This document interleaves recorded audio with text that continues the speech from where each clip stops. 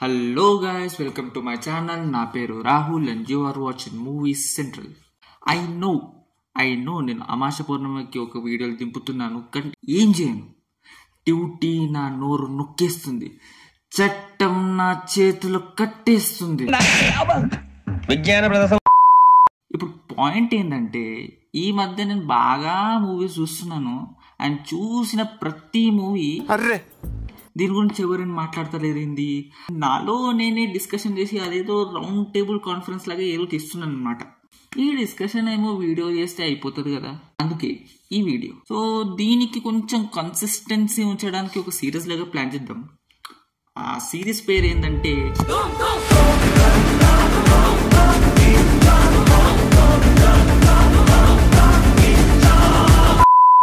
ఇక time waste చేయకుండా direct గా వీడియోలోకి దిగిపోదాం. సో ఈ రోజు మనం మాట్లాడబోయే movie They Call Him OG, starring Pawan Kalyan garu, Emraan Hashmi garu, written and directed by Sujeeth garu. Movie నాకు ఎలా అనిపించిందంటే, నాకు నచ్చింది, జెన్యున్ గా చెప్తున్నా, నాకు నచ్చింది. ఇట్స్ అన్ థియేటికల్ ఎక్స్పీరియన్స్, అంతే. I know what I'm going to watch. నాకు తెలిసి ఏమొస్తుందో. లిటరల్ గా నాగవంశీ గారు అంటారు కదా, స్క్రీన్ మీద హీరో నడుచుకుంటూ వచ్చి బీజం పడితే ఏం కావాలి, ఇంకా అదే జోన్ లో ఉండే అదే చూడడానికి పోయినా నాకు అదే దొరికింది. ఐ గాట్ మై ఎక్స్పీరియన్స్, అక్కడికే నేను సాటిస్ఫైడ్. ఆ హై నుండి బయటికి వచ్చాక మూవీలో బొక్కలు చాలా కనిపించినాయి, దాని గురించి చెప్తా కానీ చూసినంతసేపు మాత్రం మజా వచ్చింది. ఇది రివ్యూ కాదు, డిస్కషన్.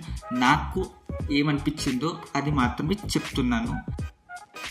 నాకు ఈ సినిమాలో మ్యూజిక్ చాలా బాగా నచ్చింది. కొత్త ర్యాంప్ ఆడిచ్చిండు తమనన్న. ఎట్లా అంటే, సినిమా సంక్రాంతి ముగ్గైతే తమనన్న మ్యూజిక్ దాంట్లో మధ్యలో ఉన్న గొబ్బెమ్మ లాంటిది. సినిమా ఒక గోడ అయితే ఆ గోడ పైన ఉన్న Picasso painting BGM right from the first frame. Duty ఎక్కేసిండి అన్న అంటే దీన్ని ఎలివేట్ చేయడానికి బీజిఎం చాలా ఇంపార్టెంట్.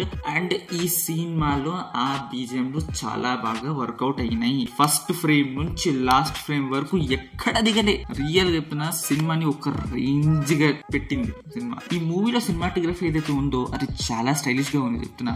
అంటే ఇప్పుడు వరకు మనము పవన్ కళ్యాణ్ గారి మూవీస్ లో పంజా తప్పించి అన్ని ఒక్కటే రకంగా ఫ్లాట్ గా ఉంటాయి, కానీ ఈ సినిమాలో మాత్రం ఆ ఫ్రేమ్స్ కానీ ఆ కలర్స్ కానీ అవన్నీ ఫ్రెష్గా కనిపిస్తాయి.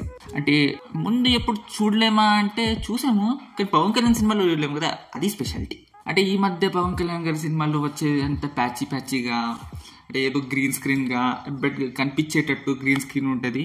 ఓజీలో కొంచెం అది మేనేజ్ చేశారు అని చెప్పొచ్చు. అండ్ ఇంకోటి నచ్చింది ఏంటంటే, నైట్ షాట్స్ క్లియర్ గా ఉన్నాయి. This is the biggest plus point of this movie.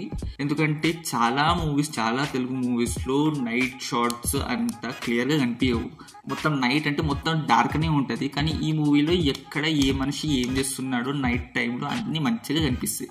So overall గా cinematography and colour grading and digital enhancement బాగా చేశారు. కొన్ని సీన్స్ ఉంటాయి సినిమాలో మెంటల్ లేచిపోతాయి. అంటే డైరెక్టర్ సుజీత్ గారు 2-3 సీక్వెన్స్ ని ఎంత బాగా చూపించారంటే ప్యూర్ ఫ్యాన్ బాయ్ స్టఫ్ అనమాట. మీకు పవన్ కళ్యాణ్ గారు అంటే మీకు ఎక్కడో ఒక చిన్న ఇష్టం గానీ అభిమానం ఉంటే మాత్రం డైరెక్ట్ గా థియేటర్ లో వెళ్ళి సినిమా చూడండి. It will worth your experience చెప్తున్నా. ఎస్పెషల్లీ సీన్స్ అంటే స్టార్టింగ్ లో కటానా సీన్స్ ఉంటాయి, పోలీస్ స్టేషన్ సీన్స్ ఉంటాయి, ఇంటర్వెల్ బ్యాంగ్ అండ్ కొన్ని సర్ప్రైజెస్ ఉంటాయి. అవి కూడా చాలా మంచి వర్కౌట్ అవుతాయి. మళ్ళీ చెప్తున్నాను, మీరు పవన్ కళ్యాణ్ ఫ్యాన్ అయితే మీకు ఈ సీన్స్ చాలా మంచిగా వర్కౌట్ అవుతాయి, ఎక్కుతుంది. ఎక్కి ఎట్లా అంటే ఇంకా కొన్ని రోజుల తర్వాత ఈ సీన్స్ మర్చిపోతుంది. సో ఇంత లేపుతున్నానంటే ఏదో మాస్టర్ పీస్ సినిమా అని అనుకోకండి. చాలా బుక్కలు ఉన్నాయి, చాలా ఇన్కన్సిస్టెంట్ గా ఉంది. పాయింట్ అవుట్ చేయకుండా ఒక ర్యాంట్ లా చెప్తాను, సో ఆ ర్యాంట్ ని బేర్ చేసుకోండి, ఓకే. అసలు సినిమాకి మెయిన్ స్టోరీనే లేదు, ఉందంటే పేపర్ థిన్ స్టోరీ.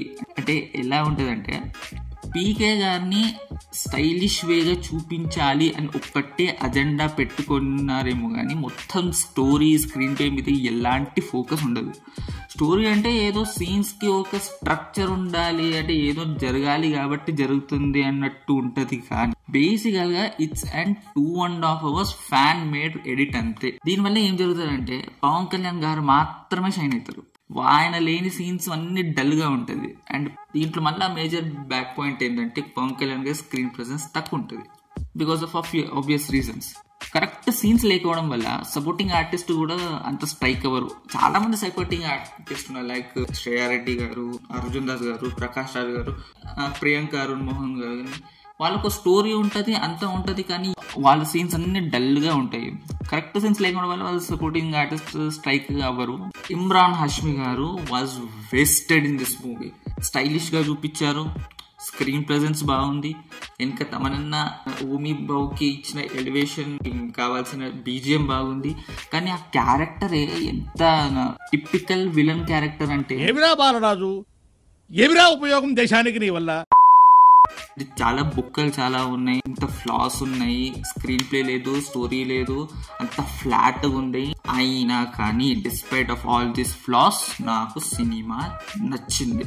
స్టార్టింగ్ లో చెప్పినట్టు నేను మాస్టర్ పీస్ సినిమా అని ఎక్స్పెక్ట్ చేయలే, వరల్డ్ క్లాస్ సినిమా అని ఎక్స్పెక్ట్ చేయలే, వరల్డ్ బిల్డింగ్ కోసం పోలేను, జస్ట్ ఎక్స్పీరియన్స్ కోసం పోయినా. ఆ పవనిజం, ఆ పవర్ స్టార్, ఆ యుఫోరియా ఆ థియేటర్లో చూడ్డానికి first day first show morning show పోవడానికి ఆ ఎక్స్పీరియన్స్ కోసమే నేను వెళ్ళాను.